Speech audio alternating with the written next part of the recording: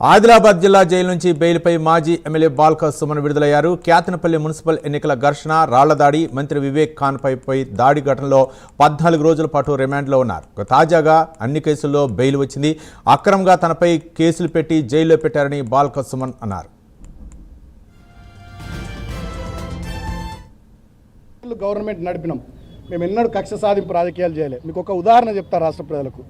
2014లో నా మీద ఎంపీగా కాంగ్రెస్ పార్టీ నుండి వివేక్ గారు పోటీ చేసి ఓడిపోయారు. వారు ఓడిపోయిన తర్వాత వారిని పార్టీలోకి తీసుకొచ్చుకొని ప్రభుత్వ సలహాదారు ఇచ్చినాం మేము. 2018లో నా మీద చెన్నూరు ఎమ్మెల్యేగా కాంగ్రెస్ పార్టీ నుండి వెంకటేష్ నేత గారు ఓడిపోయారు. వారిని పార్టీలోకి తెచ్చుకొని 2019లో పెద్దపల్లి ఎంపీ చేసినాం.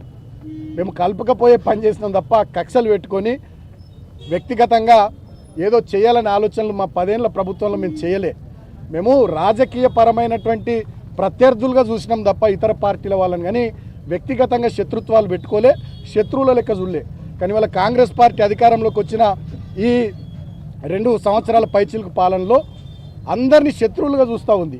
దీన్ని మనం స్వీకరించాలి అనే ఆలోచన చేస్తలే. మేమేం మాట్లాడినా, మేమేం చేసినా మమ్మల్ని శత్రువులాగా చూసి మమ్మల్ని కేసులు పెట్టి జైళ్ళలో పెట్టియాలి, లేకపోతే దాడులు చేయాలి, లేకపోతే బెదిరియాలి, లేకపోతే ప్రజా తీర్పును తుంగలో దొక్కి వీళ్ళని ఇబ్బందులు పెట్టాలనేటటువంటి పిచ్చి ఆలోచనలు వీళ్ళు చేస్తూ ఉన్నారు. ఆనాడు ఏమన్నారు వీళ్ళు 2023 అసెంబ్లీ ఎన్నికలప్పుడు 6 గ్యారంటీలు కాదు 7వ గ్యారంటీ ప్రజాపాలన, అదేవిధంగా రాజ్యాంగబద్ధమైనటువంటి ప్రజాస్వామిక వాతావరణం కల్పిస్తాం, అది 7వ గ్యారంటీ అన్నారు. 6 గ్యారంటీలకు దిక్కు లేదు, 7వ గ్యారంటీకి దిక్కు లేదు. ఇవాళ ఎవరు ప్రశ్నిస్తే వాళ్ళ మీద కేసులు, ఎవరు మంచిగా ప్రజల గురించి మాట్లాడితే వాళ్ళ మీద కేసులు, ప్రజలు ఇచ్చినటువంటి తీర్పును కూడా తుంగలో దొక్కుతూ ఇవాళ ఇష్టం వచ్చినట్టుగా చేతులు అధికారం ఉంది కదా అని అధికారం మత్తులో అహంకారంతో ఈ ప్రభుత్వ పెద్దలు ప్రవర్తిస్తూ ఉన్నారు. దీన్ని రాష్ట్ర ప్రజలంతా కూడా గమనిస్తూ ఉన్నారు. ఆదిలాబాద్ జిల్లా జైలు నుంచి బెయిల్పై మాజీ ఎమ్మెల్యే బాల్క సుమన్ విడుదలయ్యారు. క్యాతనపల్లి మున్సిపల్ ఎన్నికల ఘర్షణ, రాళ్లదాడి, మంత్రి వివేక్ కాన్వాయ్పై దాడి ఘటనలో 14 రోజుల రిమాండ్లో ఉన్నారు. ఈరోజు విడుదలయ్యారు. విడుదలైన సందర్భంగా వాళ్ళు ప్రభుత్వంపై అయితే మాత్రం పలు ఆరోపణలు చేశారు. మరిన్ని వివరాలు మా కరెస్పాండెంట్ చంద్రశేఖర్ అందిస్తారు. Chandrashekar. Okay, good morning Ravi. ఏదైతే ఆదిలాబాద్ జైలు నుంచి అయితే మాజీ ఎమ్మెల్యే బాల్క సుమన్ అయితే కొద్దిసేపటి కింద అయితే విడుదలయ్యారు. క్యాతనపల్లి ఎన్నికల సందర్భంగా గొడవకు కారణమంటూ బాల్క సుమన్ అరెస్టు చేసిన విషయం తెలిసిందే.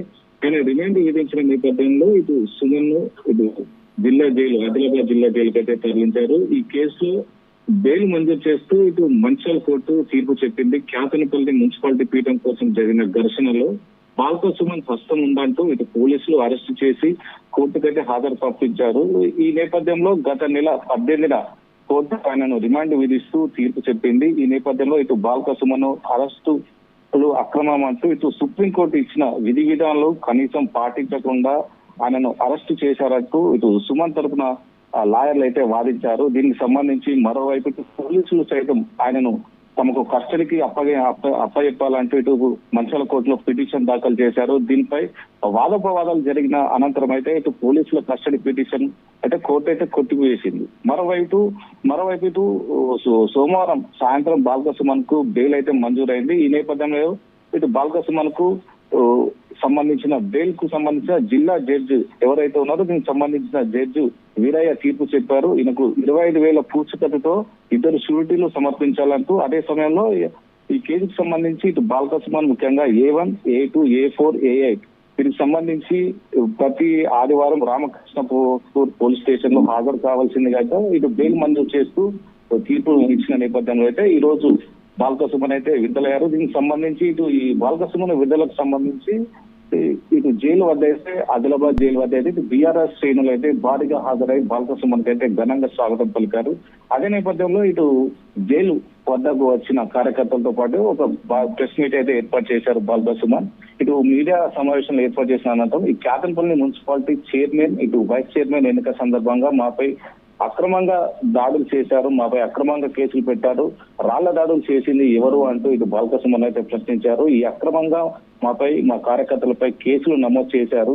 ఇటు మంత్రి వివేక్ దౌర్జన్యాన్ని చేస్తున్నారు, జైల్లో నన్ను ఇబ్బందులు పాలు చేస్తున్నారు, దోమలున్న ప్రాంతంలో పెట్టి నన్ను వేధించారంటూ ఇటు బాల్క సుమన్ కొంచెం ఘాటైన వ్యాఖ్యలు చెప్పారు. జైల్లో పెట్టినందుకు సీఎం రేవంత్ రెడ్డికి ఇటు మంత్రి వివేక్ కళ్ళు చల్లబడ్డాయంటే అయితే ఇటు విమర్శలు అయితే చేశారు. ఏదేమైనా కూడా ఇటు కాంగ్రెస్ పార్టీ రాజకీయ పార్టీగా ప్రత్యర్థులు ఉండాలి కానీ శత్రువులను అయితే పెట్టుకుంటుందంటే ఇటు బాల్క సుమన్ అయితే విమర్శలు అయితే చేశారు. దీనిపై ఇటు బాల్క సుమన్ కు ఇటు బీఆర్ఎస్ అయితే ఘన స్వాగతం పలికారు. Right, thank you Chandrasekhar.